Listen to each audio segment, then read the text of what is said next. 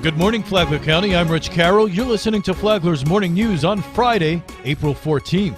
What our school guardian program consists of and how did we get it off the ground? How did we go about selecting individuals? How did the training unpack? Those are all things Flagler County wants to know before it implements the Guardian program, which would arm some staffers in schools. Amy Cherry reports. They've turned to early adopter of the program, the Sewanee County School District, for answers. Superintendent Ted Roush is expected to share the district's experience with starting the program. Not every school district has been on board with getting that in place for added security beyond school resource officers on campuses. We were first out of the gate on that in April of 2018 after it passed the legislature. Within 2 weeks, we were having conversations with our board and had school guardians in place for the beginning of that school year. Roush says some communities have been resistant to implement the Guardian program. Some communities are not been as willing to think outside the box with what it looks like to have school district personnel selected and trained to carry concealed weapons on campus. That really rubs people the wrong way. But he explains why he believes it's effective. Having more individuals strategically located around campuses that are highly trained with a concealed firearm increases your ability to identify a potential school assailant in eliminating or neutralizing that threat, as opposed to just a scenario where you've got one resource officer that could be anywhere on that campus or even, God forbid, even off that campus for some reason if something were to go down. The Flagler County School Board has been considering implementing the Guardian program for the last several months, but remains conflicted. From the WNZF Newsroom, I'm Amy Cherry. This local news is a service of Flagler County's Toyota dealer, Beaver Toyota, US 1 St. Augustine, here to wow you.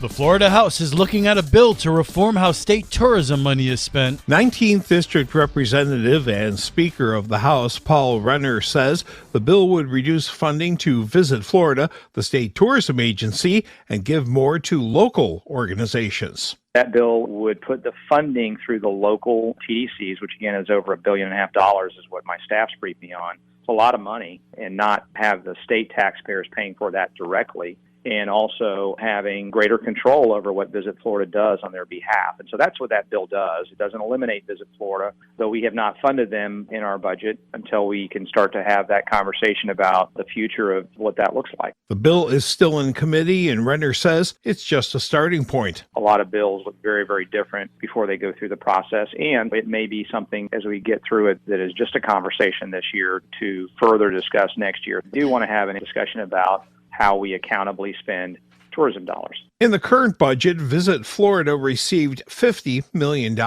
For Flagler's Morning News, I'm Rich Petchke.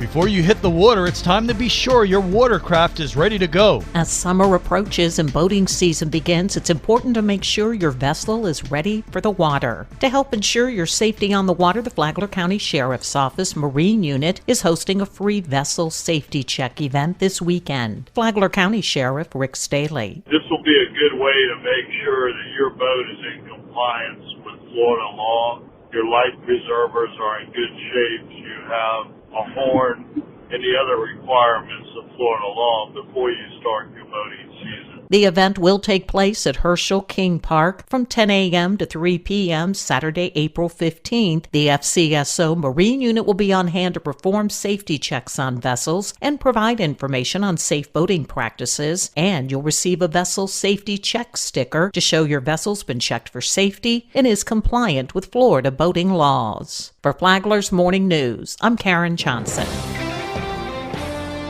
Veterans from Flagler County will be on board the next honor flight on April 22nd. Liz Ryan spoke to Don Simmons of First Coast Honor Flight, the nonprofit that flies veterans to Washington, D.C. to visit war memorials. 35 veterans that we're taking. 3 of them will be World War II veterans, and 5 of them will be Korean War veterans, and the remaining will be Vietnam-era veterans. I asked Don to walk me through the day of the honor flight. We will meet at Jack's Airport, and from there we'll be led by a bagpiper. We'll have an honor guard there as we wheel our 35 veterans to the flight. And when they land in Baltimore, we will be overwhelmed by the amount of people that are just traveling that one day that will want to stop and thank every one of our veterans. Then they're brought from Baltimore to some of the most special places in D.C. The World War II Memorial. Our Vietnam-era veterans will head over to the Vietnam Wall.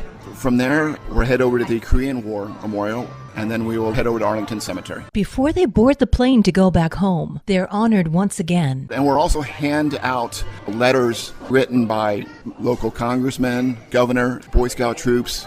It's an exhausting day, but profoundly meaningful and worth every bit of the energy it takes. The average age is probably right around 80. It's an emotional day for them. They will be on an adrenaline high as they continue to be thanked. 94 cents of every dollar donated puts a veteran on an honor flight. We're looking, for donations so that we can continue to support flights. Do you have a special veteran in your life that deserves to be honored? Please go to our website, firstgoeshonorflight.org, and have them submit an application. We'd love to take them on a flight. For St. Augustine's local morning news, I'm Liz Ryan.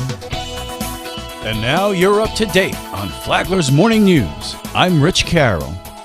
And now, Mike Licio with your WNZF local sports update. Probably had the toughest schedule in the state of Florida and overcame everything. Pirate girls wrestling coach Mike Freeze after his team won a district championship earlier this year. His girls delivered the school's first state championship and 2 high school All-American wrestlers. It was his turn to be recognized this week as he was named Florida Dairy Farmers Coach of the Year. Lacrosse districts this week. Both girls teams were eliminated Monday. Santa Fe over Matanzas 20-4. Ocala Forest over FPC 20-7. On the boys' side, FPC defeated Matanzas 16-1 Tuesday before they were eliminated as well, falling 18-6 to Ocala Forest. Softball, Matanzas is 2-0 this week. They are at the Taylor Wildcats tonight. FPC defeated the Wildcats 7-3 Wednesday. They host Deltona tomorrow. The 2 schools go head-to-head at the Ship Monday. That game will be on the Flagler Radio YouTube channel at 6. Wednesday, flag football, FPC 6, Pine Ridge 0. Emma Swearingen with the lone score. Bulldogs are now 5-4 on the season. Coach Tony Coates. It's very important to have a good effort on both sides of the ball, but it's very important to have strong energy on both sides of the field. FPC girls tennis finished second in districts. They will compete in regionals next week. 5-star conference track and field meet at FPC. The Bulldog girls team finished second overall with first place finishes by Maya Tyson in the shot put, Karina Marcellus in the 100 hurdles, and both the 4x100 and 4x400 relay teams won their race. The boys captured their 16th conference championship with first place finishes by Ashton Bracewell in discus, Zachary Spooner in the 1600, Isaiah Joseph in the 400 hurdles, Cameron Davis in the 800, and Jake Blumengarten was the shot put champion. He was also named Kiwanis Club Senior of the Month. Baseball, FPC versus Winter Springs was rained out Monday. They'll play that game on April 24th. The Bulldogs go to University tomorrow. Last night's Pirate game against the Alma Mater was rained out as well. That game against St. Augustine rescheduled for tonight. Rich Carroll and I will be there live on the Flagler Radio YouTube channel at 6:30. We are your home for local sports with updates Mondays and Fridays. From the WNZF Sports Desk, I'm Mike Licio.